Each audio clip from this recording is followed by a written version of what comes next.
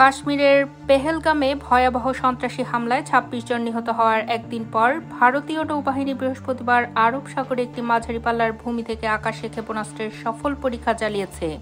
যুদ্ধজাহাজ INS সুরাট থেকে এই গাইডেড মিসাইল ডেস্ট্রয়ারের উৎক্ষেপণ কার্যক্রম সম্পন্ন হয়। ভারতীয় নৌবাহিনীর এক্স পোস্টে জানানো হয়, এই আধুনিক ক্ষেপণাস্ত্র একই সঙ্গে একাধিক লক্ষ্যবস্তু শনাক্ত ও ধ্বংসে সক্ষম এবং এর কার্যক্ষমতা ৭০ কিলোমিটার পর্যন্ত বিস্তৃত। তারা আরও উল্লেখ করে, এটি দেশের পশ্চিম উপকূলীয় নিরাপত্তা জোরদার করবে। এই ক্ষেপণাস্ত্র পরীক্ষা এমন সময় ঘটল যখন কাশ্মীরের সাম্প্রতিক হামলায় পাকিস্তানের ভূমিকা নিয়ে নতুন করে উত্তেজনা তৈরি হয়েছে। দিল্লি অভিযোগ করেছে, এই হামলার পেছনে রয়েছে পাকিস্তানের মদতপুষ্ট জঙ্গি গোষ্ঠী। ভারতের প্রতিক্রিয়ায় কয়েকটি কূটনৈতিক পদক্ষেপ নেওয়া হয়েছে।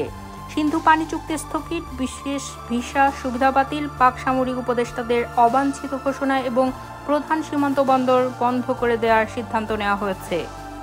অন্যদিকে পাকিস্তানও পাল্টা ক্ষেপণাস্ত্র পরীক্ষা শুরু করেছে। করাচি উপকূলে ২৪ থেকে ২৬ এপ্রিল পর্যন্ত চলবে সারফেস টু সারফেস মিসাইল উৎক্ষেপণ।